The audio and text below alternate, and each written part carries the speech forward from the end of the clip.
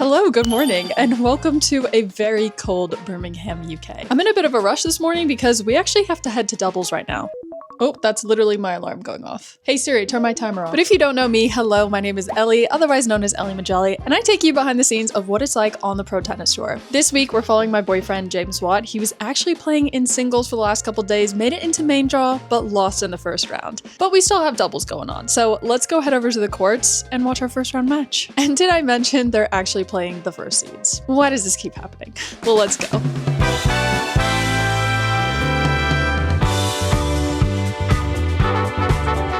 Now, playing against the first seeds is always going to be intimidating, but especially when Wimbledon is right around the corner, and you're defending 75 points this week. With only 2 tournaments left to count towards the Wimbledon cutoff, every single match matters more and more. But as James played 3 matches of singles, he's had great exposure to grass after months of clay, and it started to show in this match. With early breaks and solid serving, the boys pushed hard and won the first set 6-3, but the second was much closer. At 6-all, they went into a set tiebreak, and they did it! They won against the first seeds. It was a battle for first round, but the guys were proud of their performance and signed some balls to celebrate. Oh, and watch more tennis. Because that was the one I was like, I'm just gonna cover the line. Is this how you celebrate? Yeah. Just pre-match, post-match debrief. Oh, this point. These are 2 crazy points, actually. Also to rewatch this point. And this one too. Woo! Congratulations! What are you doing? I'm just on YouTube, watching my favorite YouTuber, Ellie Majelli. We need to do our post-match review. Post-match review? Post-match review time. Wait, we have to say it together. Ready? 1, 2, 3. Post-match review time. Nice. This is also the next day because James and I forgot to do it yesterday. And we also went to Blank Street this morning and we tried to do that trend where like things just like pop out of your hands like this. Like that. But I don't know. Watch the video.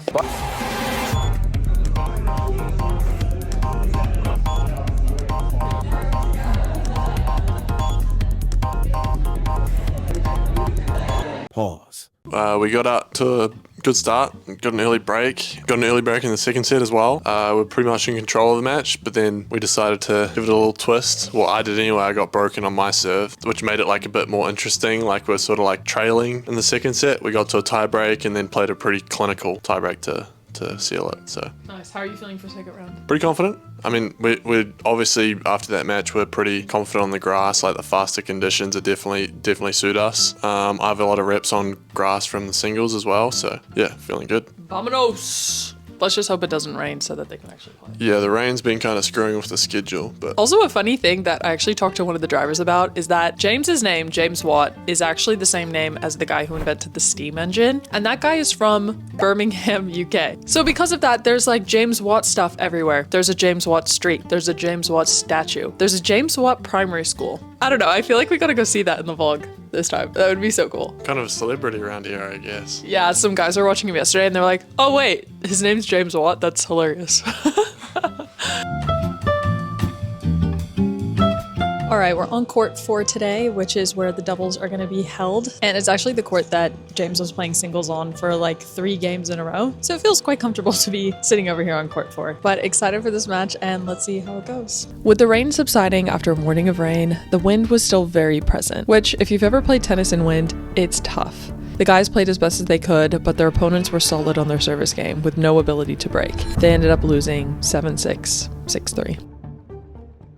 So some people, when they're feeling a little bit down after a loss, you know, some of them break a racket. Other people maybe go and get Dave's hot chicken. But what does James do? He buys himself an early birthday present, a Nintendo DS.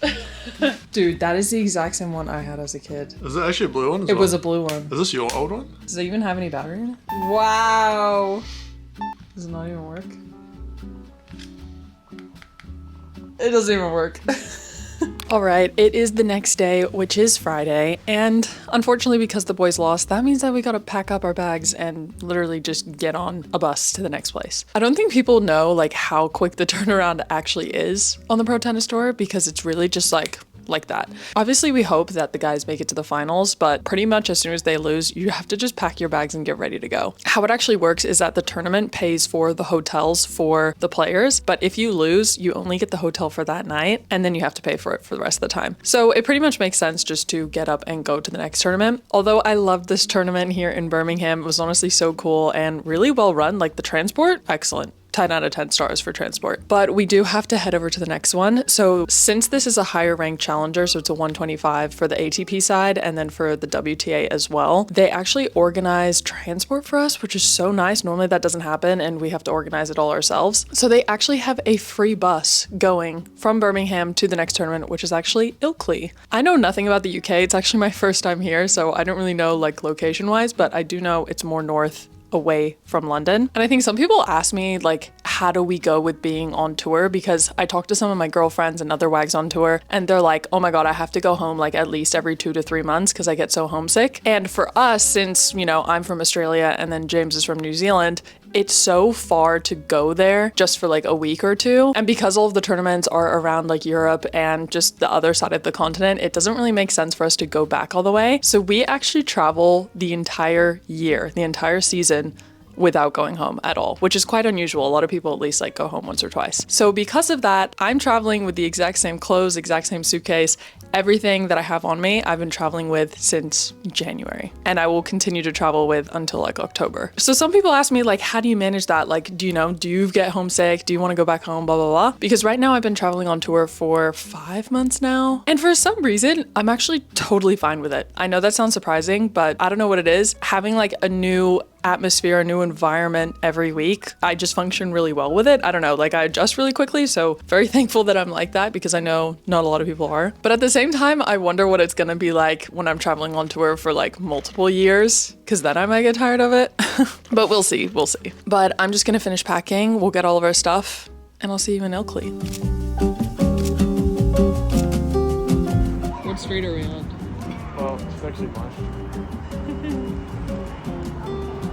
Cadê o psicólogo?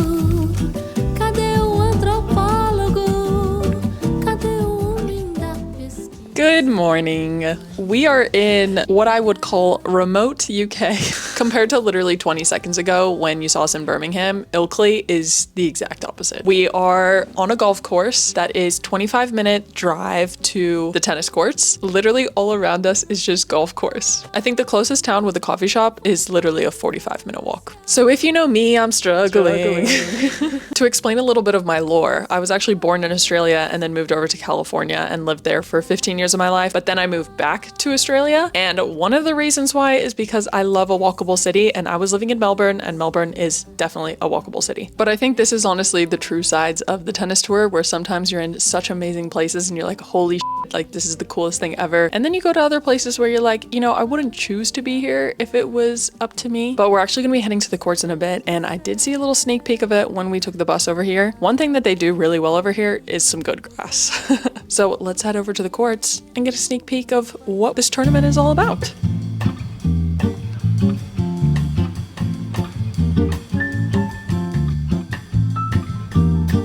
So cute. When I first started traveling on tour, I was quite surprised at how often the guys are both practicing and working out in the gym, even when they have matches the same day. So on the schedule today, they had a doubles focused practice, although James did have his first singles match tomorrow, which was a qualifying match against a top 20 singles player. More on him later. Now, grass tournaments are a little bit different than other surfaces because the grass needs to be heavily cared for. Practice courts are limited as well when it comes to grass. So this club actually has hard indoor courts so the guys can get more time on court. Even if it's not on grass, it's still something. And I was actually talking to one of the drivers and he said it was a town vote on what color the indoor courts should be. And obviously pink won out. Now the grass practice courts are quite different because players only get 30-minute slots at a time. And most of the time it's 2 sets of players to a court. So 4 players practicing on 1 court. Pretty hectic. But at the same time, everyone's having fun together, excited to play on grass and enjoying the somewhat limited sunshine. Wait, wave again. Yeah, I'm gonna do voiceover. Like, be better. Next one. Now, as I mentioned before, James is playing in singles this week and is playing against Dan Evans, a former top 20 in the world who is notoriously known for being good on grass. And of course, since Dan is British, they're playing on center court.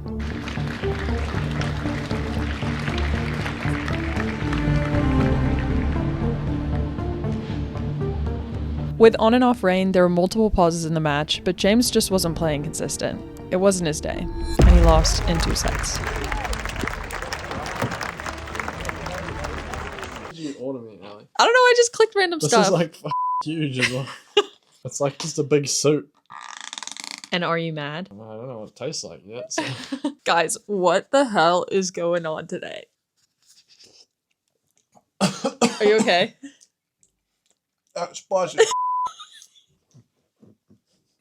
I inhaled it. It went into my throat first. Well, today has been because James lost his singles match. Ellie's grumpy as So grumpy. The gym was closed and it was raining, so I couldn't even go outside because I don't have a rain jacket. Right. I just hope tomorrow is a little bit better because today kind of sucked.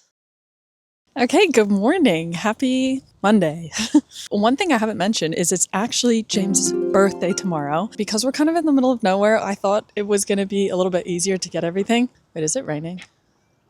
I was just going to go walk and figure out if I can get a cake, but I think it's starting to rain. Let's resume this in a bit. Okay, we're back. It's not raining and my hair is up. Like I said, it's James's birthday tomorrow. And since we're in the middle of nowhere, I don't really know, the normal cake shop to go to or anything like that. So this morning I made him a little card myself. We play a lot of Wordle, if you already know. So I saw it on the maps that there's like a cake shop a kilometer away. So we're going to see if we can sort that out and possibly get him a cake. It's also hard because he's like mid-tournament. So I don't want to get anything that's like too unhealthy, but a slice of cake won't hurt.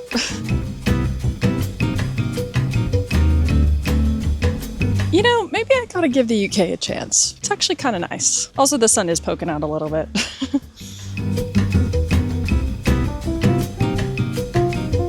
Now, I was looking around for things that the UK is known for around here, and everyone kept bringing up this shop called Betty's. They had a pop-up at the court, so I thought it'd be a good place to visit. And I was pleasantly surprised. They had all these super cute cakes and macaroons, and they even had tennis-themed desserts in support. I love it when a town gets around a tournament like this. Damn, Ilkley is like a kind of busy town. What is this? So it turns out that Betty's is like one of the more famous, I don't know whether to call it like a cafe or a cute little shop, but they had so many cute like bakery options and everything. So this is perfect for James's birthday. I did get a little bag of goodies for him. I'm so excited to give it to him.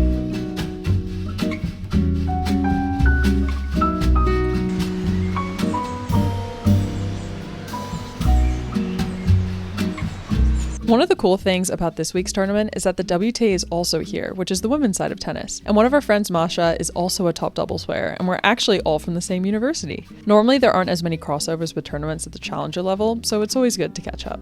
Okay. Careful that we don't Run in. Yeah. So, what do you think of grass? Oh, I actually really love it. It's the first time ever. See, I knew it was gonna happen. Okay, so let's start over. Well, hey everyone. Apparently, Ali wants me to introduce myself, even though I thought everybody knows me. My name is Masha. This is my first time playing on grass, and I absolutely love it, to be honest. It's green, it's soft, bounces all over the place. It's windy, rainy here, but I love it. After a whole month in a heat wave in Europe, I actually quite enjoyed the rain and cloudy weather. Perfect.